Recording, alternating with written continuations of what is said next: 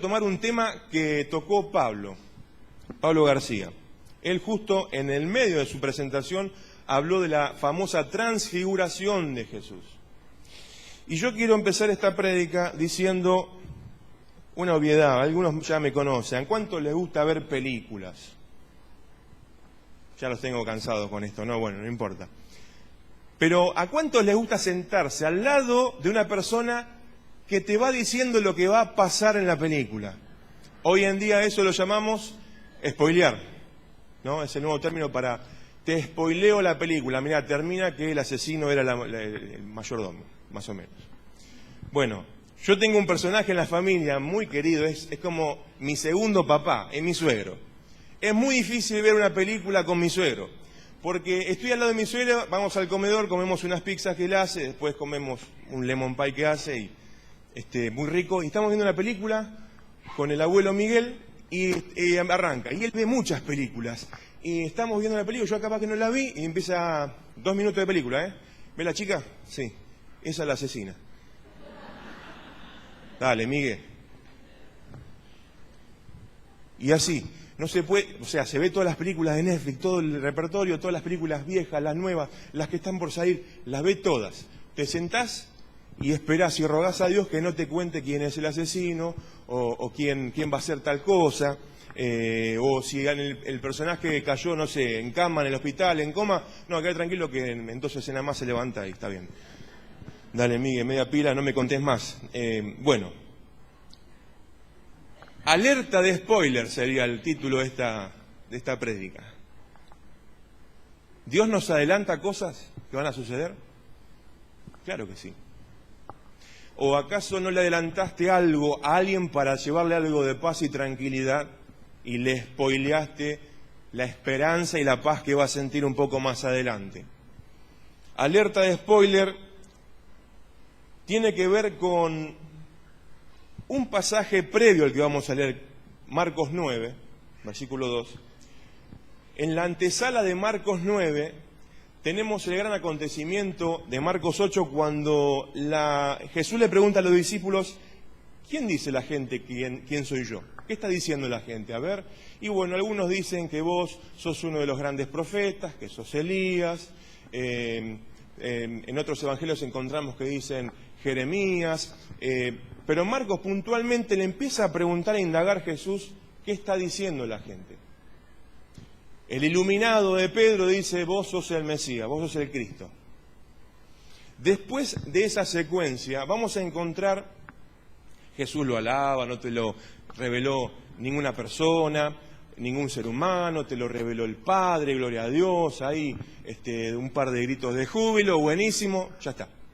Qué bueno, Pedro, te graduaste. No, nada. Porque enseguida, ¿qué pasa con Pedro? Cuando Jesús le empieza a decir qué clase de Mesías es Jesús. Es un Mesías que tiene que ir a la cruz. Muchas veces dijimos, ese tipo de Mesías para el judaísmo del primer siglo no cierra. Por ningún lado cierra. ¿Viste? Cuando algo en la vida no te cierra, no cierra esto, ¿eh? Para el pensamiento judío de la época, decir Mesías que va a la cruz, va a morir por nosotros, por la nación, un Mesías de Dios, no cierra. Bueno, no le cerraba. Y la secuencia, la escena siguiente es Pedro oponiéndose vehementemente a que Jesús vaya a la cruz. Jesús lo trata a Pedro, recordemos, de opositor, de Satanás, de alguien que se opone a la obra de Dios. Y luego de esa secuencia vamos a ver cómo es el discipulado, cuál es la demanda, la radicalidad de seguir a Jesús. Y te recuerdo el texto que es maravilloso, porque es un poco lo que tracciona al Evangelio de San Marcos. Vamos a encontrar, después de la confesión de Pedro, que Jesús va a decir, si alguien quiere ser mi discípulo, y todos levantan la mano, todos levantamos la mano, ¿no? Por supuesto, Jesús, te seguimos hasta Disney. Que se niegue a sí mismo, lleve su cruz y me siga. Porque el que quiera salvar su vida la perderá, leía hoy Pablo García, ¿no? Pero el que pierda su vida por mi causa y por el Evangelio, la salvará. ¿De qué sirve ganar al mundo entero si se pierde la vida? ¿O qué se puede dar a cambio de la vida si alguien se avergüenza de mí y de mis palabras en medio de esta generación adúltera y pecadora? También el título preferido de Jesús para autodenominarse. También el Hijo del Hombre se avergonzará de él cuando venga en la gloria de su Padre con los santos ángeles. Claro, esto Jesús se lo dice a sus discípulos. Es un peso, una carga muy grande tomar la cruz, negarse a sí mismo. La posibilidad de perder la vida por seguir al Maestro. El Evangelio de Marcos, si uno corre un poquito el telón, el pensamiento con el que uno se encuentra es: mirá, todo bien con que sigas a Jesús, pero ten en cuenta una cosa: si seguís a Jesús hasta el final, podés terminar como el Maestro. De fondo, tanto a los discípulos, a los 12 que están escuchando estas palabras, como la generación que está recibiendo por primera vez este Evangelio fresquito en la década del 70, estas palabras resuenan fuerte y les está diciendo: miren, si van a seguir a Jesús hasta el final, el todo o nada, eligieron el todo. Ojo, advertencia, pueden terminar como el Maestro. El pensamiento, o si quieren llamarlo la teología de Marcos, nos muestra que si vamos hasta el final con Jesús, estos discípulos pueden terminar como el Maestro. Cada uno debe tomar su cruz y seguirle. Ahora, si el Evangelio es solo eso, probablemente, y como pasó en el capítulo 6 de San Juan, muchos le dijeron a Jesús: ¿qué cosa? Bye bye, muchas gracias por todo, hasta luego. Si el Evangelio solamente se acota al sentido de: mirá, síganme, que probablemente para los parámetros humanos los voy a defraudar, porque están esperando que no sé, que yo llegue al trono de Jerusalén o llegue al trono de Roma. No, tengo que ir a la cruz. Y atención, muchachos, pueden terminar igual. Eso es Marcos. Si el Evangelio termina ahí, y ese Evangelio lo leemos nosotros en el siglo XXI, 2020, y no hay una cuota, una ventana de esperanza a esta gran verdad que es el seguimiento radical a Jesucristo, nos falta la otra pata del Evangelio, que es la esperanza cristiana. ¿O acaso la esperanza no es un motor que nos moviliza a alcanzar metas, objetivos en la vida? Familiares, comunitarios, laborales.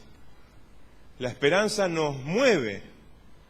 Estoy enfermo, tengo la esperanza de que el Señor me saque de esta condición. Tengo este trabajo, tengo la esperanza de que el Señor me saque de este trabajo y me dé uno mejor.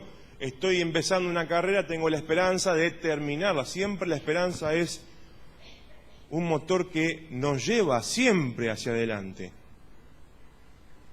Ahora, la esperanza cristiana hay que diferenciarla de la utopía. La utopía es aquella mirada al horizonte que te hace caminar. Es muy positiva, ¿no? La utopía, pero es siempre horizonte. Te hace caminar, es positiva. Es buenísima la utopía, pero siempre es horizonte. La esperanza cristiana es un horizonte que lleva a un cúlmine, a un objetivo. Y esa es la gloria de Dios, su presencia, su plenitud. Necesitamos algo que nos levante un poquito como cricket, como el gato del auto. Esto que nos está proponiendo: miren, el premio por seguirme es la cruz. Ah, qué premio, Jesús, gracias, El premio es que el mundo te odie. Genial, Jesús, me encantó tu propuesta. El premio es que por vivir como yo vivo, todo el mundo te rechace, seas una persona odiosa, seas una persona incómoda para el sistema de este mundo, que te manejes siempre de manera recta en el trabajo, que seas puntual, que seas una persona de honor, de respeto, de amor, cariñosa, amable. Te puede llegar a jugar en contra, y es la cruz que vas a tener que cargar toda tu vida por seguirme a mí y por actuar como yo actúo, dice el Señor. Pero Jesús, algo un poquito más divertido, algo un poquito más de gloria, un destello, algo que nos movilice un poquito más y nos dé un poquito más de esperanza. Bueno, Marcos está estructurado de manera literaria que después de esas fuertes palabras de decir a todo o nada, qué duro que es esto, el autor de Marcos pone acá el pasaje de la transfiguración. Y la transfiguración, este Jesús que se muestra en su gloria por un momentito, está básicamente spoileando la resurrección. Está adelantando lo que va a ser la resurrección. Ese transfigurado, ese Jesús que se muestra en su gloria primera, primigenia con el Padre y esa gloria divina, está adelantando temporadas de lo que va a ser los capítulos 14, 15 y 16 de Marcos, y les deja ver por un momento a estos que acaban de escuchar a todo o nada, pueden terminar muertos por seguirme, les abre una luz de esperanza al mostrarse Jesús en este pasaje que vamos a leer, que es muy breve. Marcos 9, versículo 2 al 8. 6 días después, Jesús tomó consigo a Pedro, Jacobo y Juan, y los llevó a una montaña alta, donde estaban solos. Allí se transfiguró en presencia de ellos. Su ropa se volvió de un blanco resplandeciente, como nadie en el mundo podría blanquearla. Y se les aparecieron Elías y Moisés, los cuales conversaban con Jesús. Hago una pausa en este pasaje, porque hay mucha riqueza en pocos versículos. Cosas para remarcar. Siempre los evangelios toman como modelo el Antiguo Testamento. Los que están escribiendo no dejan de ser judíos, no dejan de tener una mentalidad judía y dependen, siempre que están escribiendo, de lo que ya conocen del Antiguo Testamento. Algunas veces pensamos que el Nuevo Testamento es una cosa que vino y cayó como si fuese un aerolito caído del cielo, ¡pum!, acá está, como lo creen quizás las comunidades del Islam. El Corán revelado como algo que cayó de una del cielo ya todo escrito. El Nuevo Testamento, como el Antiguo, es un proceso histórico donde Dios se va revelando en la historia de personas concretas e históricas en sus experiencias de fe. Por eso, estos autores que están recordando, haciendo memoria de lo que pasó en ese monte, no dejan de tomar como molde o como matriz el Antiguo Testamento. Y yo pregunto para que ejercitemos un poquito la memoria del Antiguo Testamento. ¿A quién recuerdan que suba a un monte acompañado, después se queda solo, esperando la gloria de Dios, que Dios le hable? ¿A quién recuerdan del Antiguo Testamento así? A Moisés. Claro, nosotros tenemos que hacer un esfuerzo doble de me suena, me suena, me suena, me suena, tu cara me suena. El judío lee esto y dice automáticamente, esto parece Moisés en el Sinaí, con Aarón, con Nadab, Abiú, los 70 esperando un poquito más abajo. Al judío le camina más rápido la cabeza cuando lee estos textos.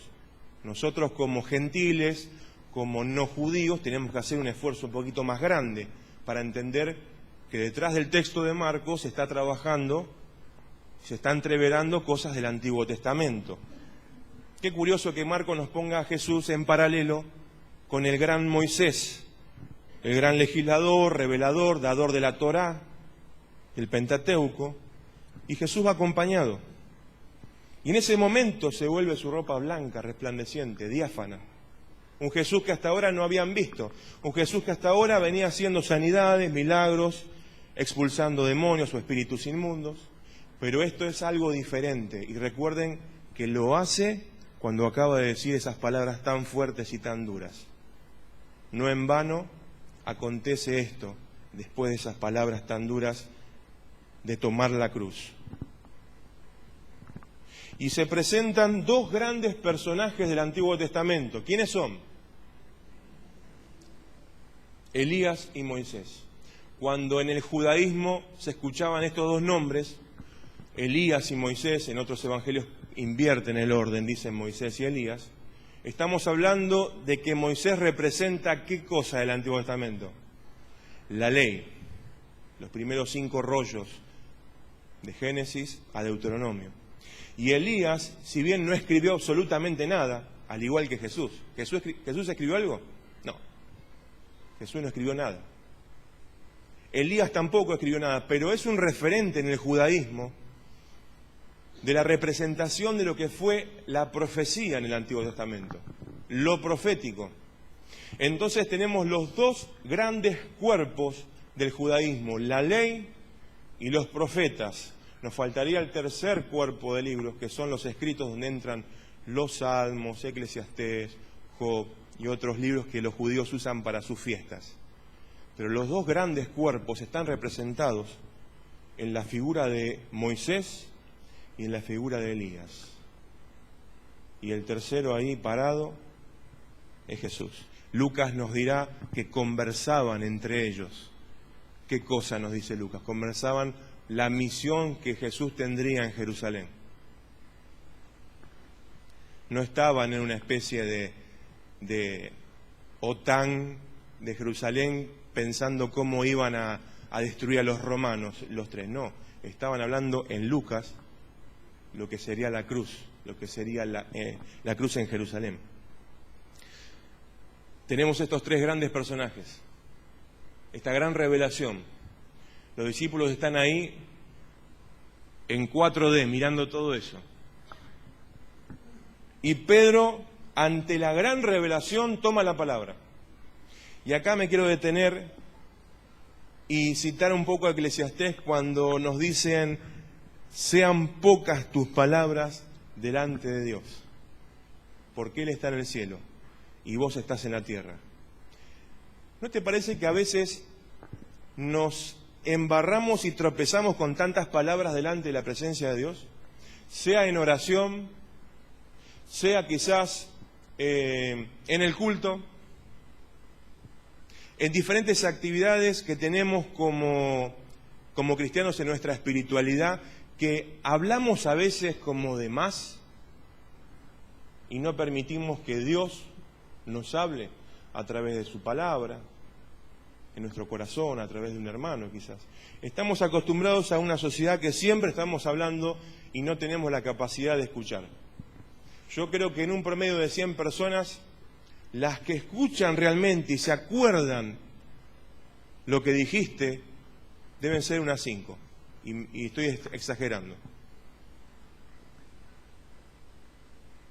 Estamos acostumbrados a que nos escuchen. Estamos acostumbrados a largar todo el rollo y que el otro se la banque, ¿no? Pero muy pocos tienen la capacidad de parar la oreja y escuchar a la gente, escuchar la necesidad, escuchar sin interrumpir. ¿Viste esas personas que te interrumpen continuamente? Los cristianos deberíamos tener esa capacidad porque hay mucha necesidad en el mundo. Y más que largarles un rollo, ¿sí? Largarles así la Biblia y tirársela por la cabeza, quizás necesitan que los escuchemos. Es una cultura en la que vivimos que todos queremos hablar, todos queremos ir al programa Intrusos, ¿no? Intratables, y largar el rollo. Pero muy pocos, muy poquitos tienen la capacidad de decir: te escucho, y sin interrumpirte. Y me voy a acordar en una semana todo lo que dijiste, y te voy a preguntar cómo estás con ese tema. Pedro no puede quedarse callado y se la manda como siempre. Tomando la palabra, Pedro le dijo a Jesús: Rabí, qué bien que estemos aquí. Podemos levantar 3 albergues, dice la NBI. ¿Alguno tiene ahí por ahí la Reina Valera 60? Enramadas. Muy bien. Tabernáculos. Muy bien. Uno para ti, otro para Moisés y otro para Elías. Me gusta el versículo 6. No sabía qué decir porque todos estaban asustados. Ante tal revelación de Jesús transfigurado y mostrando su gloria divina, Pedro y compañía, en vez de quedarse callado y contemplar, se pone a hablar. Y quiero retomar las ideas de Pablo esta mañana, de que muchas veces ante el misterio de Dios queremos rellenar y completar todo con nuestras palabras. Como que queremos explicar el misterio de Dios. Y queremos jugar un poquito muchas veces a los teólogos y explicarle a la gente cómo funciona Dios. Y quizás vamos a un velatorio y queremos explicarles el misterio de por qué la persona amada ha partido a la presencia de Dios. Y jugamos a la teología en un sepelio.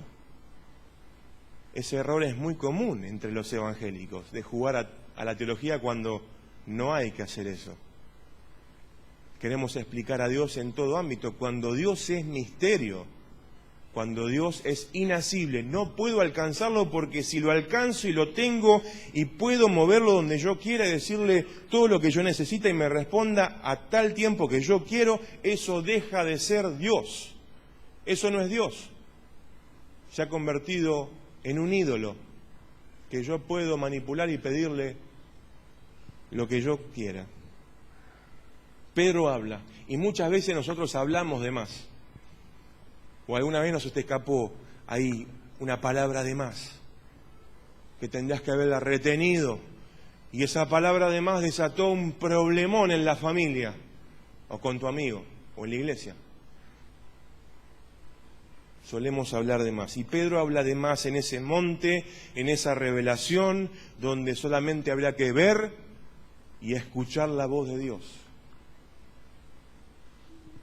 ¿Tenemos esa capacidad, ese discernimiento de quedarnos callados y escuchar la voz de Dios en nuestra cotidianidad, en nuestra vida, en nuestro trabajo? Porque Dios se manifiesta en nuestra historia. No esperes quizás que subas al montecito, a la sierra de Córdoba, y ahí se aparezca un ángel o el Señor. Dios habla, se manifiesta en nuestro caminar diario, solamente que hay que saber escuchar.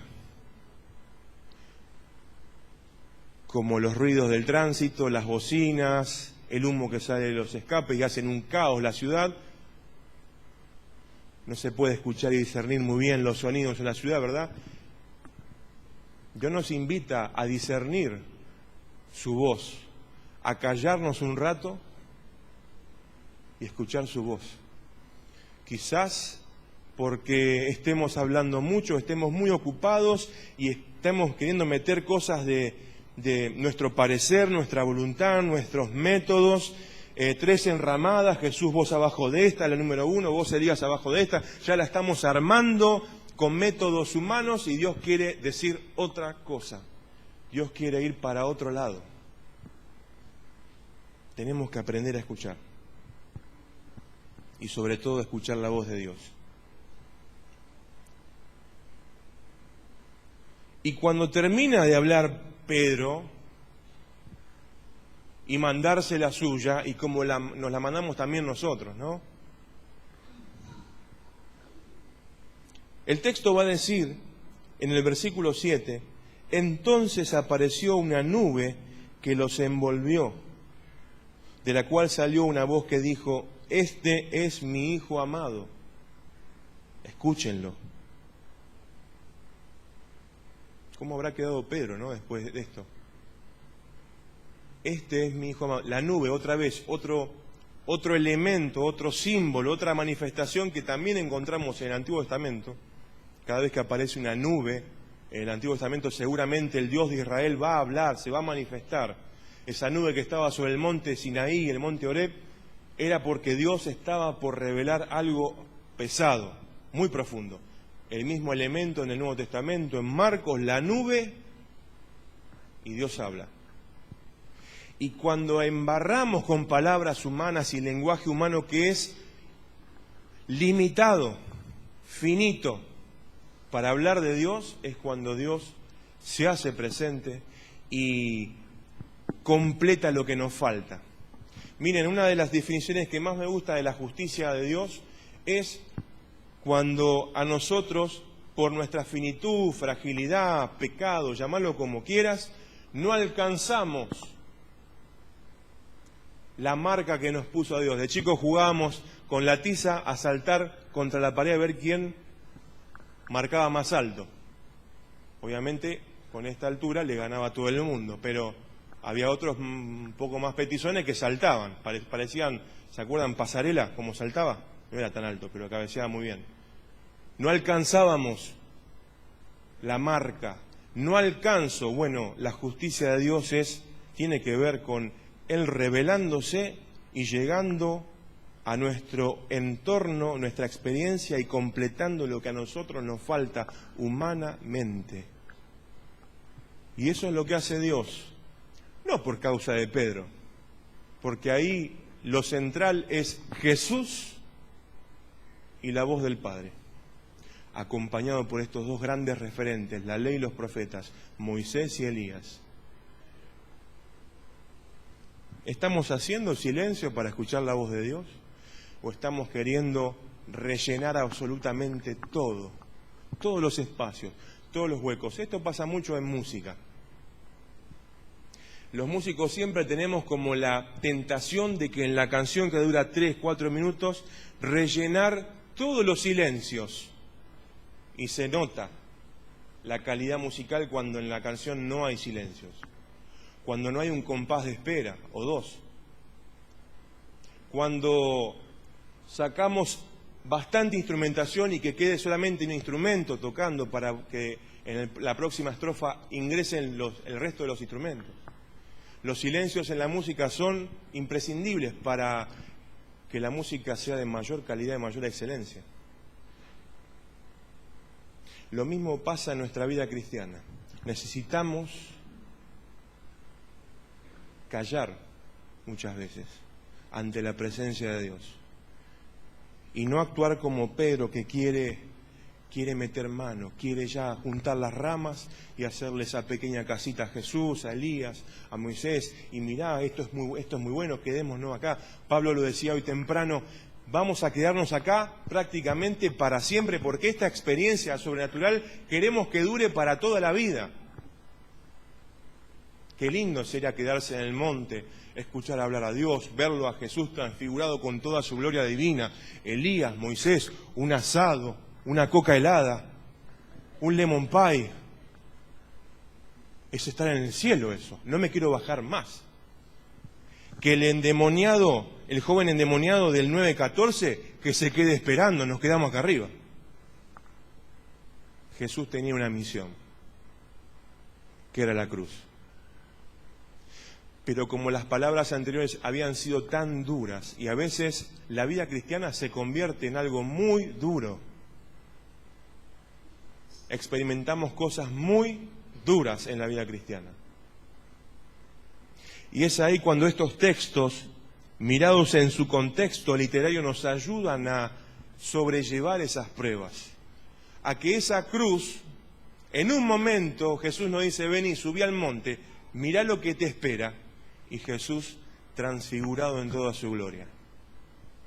Alerta de spoiler, Jesús nos adelanta lo que va a ser su resurrección, su gloria, la esperanza del Padre levantando entre los muertos a Jesús.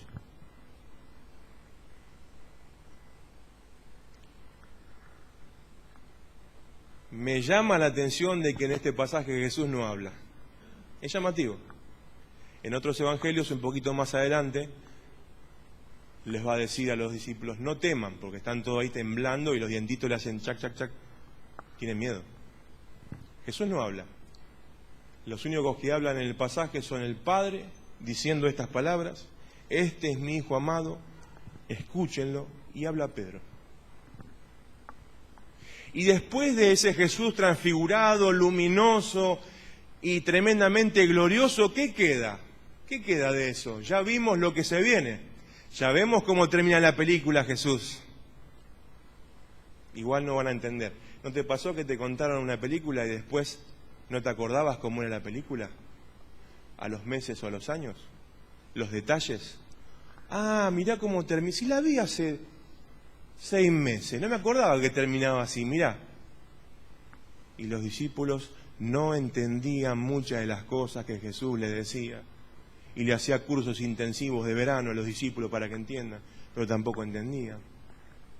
Y eso me anima, porque yo muchas de las cosas del Evangelio no entiendo y necesito un curso intensivo del Espíritu Santo para que me siga explicando en las Escrituras, porque no entiendo.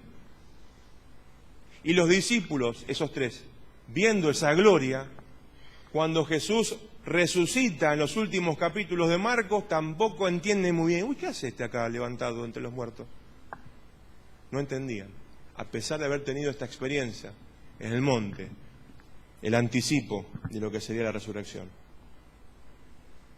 En el versículo 8 nos dice, de repente, cuando miraron a su alrededor, ya no vieron a nadie más que a Jesús. Es interesante lo que dicen algunos comentaristas. Moisés representa lo que fue el pasado glorioso de Israel. Elías representa de manera escatológica las cosas que vendrán, las cosas del fin. Elías representa eso. Pero cuando se va la gran manifestación de la transfiguración y el Cristo glorioso y Elías y Moisés y todo eso tremendo, dice el versículo 8, de repente cuando miraron a su alrededor, ya no vieron a nadie más que a Jesús. Y Jesús representa ese tiempo presente que está transitando junto a sus discípulos. Podemos recordar y conmemorar un pasado glorioso en Dios. Estamos con la mirada hacia adelante esperando la manifestación de Dios, pero hay un Jesús muy humano, histórico, concreto del Evangelio de Marcos que nos invita a vivir un presente junto a Él. Un presente que es caminar día a día, paso a paso, de su mano, seguirle a Él. Fíjense qué completo que es el Evangelio de Dios. Porque por un lado no puede dejar de decirnos, hey, el Evangelio es desafiante, si es que lo vivimos tal cual como lo vivió Jesús, ¿verdad? Porque a veces agarramos la botella, ponemos 2 litros de agua y pretendemos que con un sobrecito de tan eso sea rico. Y bastante horrible, ¿no? Es feo, diluido. Ahora, cuando vivimos el Evangelio, como vemos en los Evangelios, cómo lo vivió Jesús, eso es otra cosa y es más desafiante. Y cada vez va a ser más desafiante presentar el Evangelio en la sociedad. Ustedes ven en las noticias que hay cada vez temas, hay 5 temas en la sociedad que se están manejando, Argentina y mundial. Y el desafío va a ser cada vez más grande, sobre todo para ustedes, sobre todo para la generación de nuestros hijos y nietos. Los desafíos van a ser más grandes. ¿Y qué tipo de evangelio vamos a vivir? Si Jesús nos dice claramente, si alguien quiere ser mi discípulo, que se niegue a sí mismo, lleve su cruz y que me siga. Y en ese momento en que viviremos un evangelio que muchas veces, o la mayoría, o siempre, va a chocar contra el sistema de este mundo, cómo se maneja todo, con corrupción, con injusticia, con violencia y todo lo que ya sabes, muchas veces vamos a querer flaquear y debilitarnos, como le pasa a la comunidad que está recibiendo por primera vez este evangelio. ¿Saben lo que está pasando en la comunidad que recibe por primera vez este evangelio en la década del 70, fresquito? Están viviendo persecución por parte de los romanos. Y otra cosa que es fundamental, que no podemos olvidar como cristianos, esa gente está en una crisis de identidad. Viste que cuando pasás la adolescencia tenés una crisis muy fuerte de identidad. No sabés si te tira la niñez o tenés que hacer cosas de adulto. Hay una crisis de identidad en la adolescencia. Los discípulos que están leyendo por primera vez este evangelio de manera comunitaria tienen una fuerte crisis de identidad. Por un lado, les dicen, tomen su cruz, niéguense a sí mismos y síganme. Pero es muy difícil vivir eso en este contexto, Señor. el Señor les da algo de esperanza y se muestra a Él mismo transfigurado en su condición divina y les está diciendo: tranquilos, esto es duro, pero miren un poquito para adelante cómo termina la película. Miren en la última temporada cómo termina. Termina bien. Termina con Jesús resucitado y la esperanza no solamente para esos discípulos, sino para todos nosotros, que viviremos eso mismo que vivió Jesús. Si hacemos un recuento para atrás, personas de la iglesia o familiares o amigos ya han partido, y estos textos muchas veces en los sepelios no los escuchamos, pero qué esperanza nos trae al ver este adelanto, este anuncio, este guiño amoroso que nos hace el Señor de decir: miren cómo termina la película. Así como Jesús fue transfigurado, Él mismo fue resucitado. Tenemos que mantener un equilibrio como cristianos, porque si nos quedamos solamente con la parte de tomar la cruz, sufrir la cruz, parece que el mundo nos ve como masoquistas, que nos encanta sufrir, ¿verdad? Si tomamos solamente la transfiguración y queremos siempre estar en el monte allá arriba y armamos las enramadas y no nos vamos más de acá, Jesús, nos volvemos insensibles a las realidades de este mundo y la necesidad que está pasando la gente. Entonces el desafío es mantener un equilibrio entre las dos cosas. Estar en la presencia de Dios, tratar de callar y no como Pedro hablar ante el misterio de Dios, en oración, en la adoración, pero también hay un momento que tengo que bajar del monte. Todo muy lindo, maravilloso, me quedaría acá para siempre, pero tengo mi grupo de jóvenes que está esperando que les lleve una palabra, mis compañeros de trabajo que necesitan que yo les aliente cuando tienen una pérdida o cuando sufren soledad o depresión.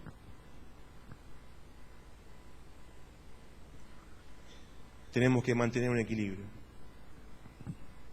Y para terminar, yo quisiera invitarlos a pensar en nuestra vida cristiana, en nuestra espiritualidad, cuánto le dejamos al silencio para escuchar la voz de Dios. ¿Cuánto permitimos en nuestra adoración, en nuestra oración, en nuestro devocional, en nuestra adoración comunitaria, dejarle algunos compases para que Dios nos hable al corazón? Ante tanto ruido, ante tanto correr todos los días, dejarle un tiempo a Dios para que nos hable. Y no la necesidad de andar rellenando todo con nuestras actividades humanas y nuestras palabras y nuestro lenguaje que no alcanza para definir a Dios, no alcanza. Dejar a Dios a la sorpresa de que Él nos hable. Y cuando Él nos hable, no hablar de su Hijo, escúchenlo a Él, escuchemos a Jesús, escuchemos lo que tiene para decirnos el Señor en este tiempo, para nosotros, para nuestras familias, para nuestra iglesia. Amado Padre, oramos en el nombre de Jesús y te pedimos entendimiento para esta palabra, Señor, que nos des este equilibrio como cristianos, de esos momentos gloriosos en tu presencia y saber que vamos a vivir esa gloria que vieron los discípulos en ese monte. Pero también, Señor, ese desafío de seguirte a vos hasta el final, tomar la cruz y seguirte. Señor, queremos ser personas y cristianos sensibles a la necesidad de la gente, porque después de estos momentos maravillosos acá adentro, de tomar la cena juntos, de bendecirnos, de cantar, de adorar, Señor, tenemos que quizá bajar de vuelta del monte y encontrarnos con las realidades, como pasó con vos, Señor, que después de eso ya tenías un desafío por delante, que era un padre desesperado porque tenía un hijo con un espíritu inmundo. Y te hiciste cargo de eso, Señor. Ayúdanos a mantener este equilibrio. No siempre en el monte, para no olvidarnos de las necesidades que vos te ocupabas. No todo, Señor, ese sufrimiento continuo que nos puede hacer caer en la desesperación y la desesperanza, sino la sabiduría de saber estar en ambos lados, Señor. Ayúdanos, Espíritu Santo, a cumplir esta palabra. Te lo pedimos en el nombre de Jesús. Amén.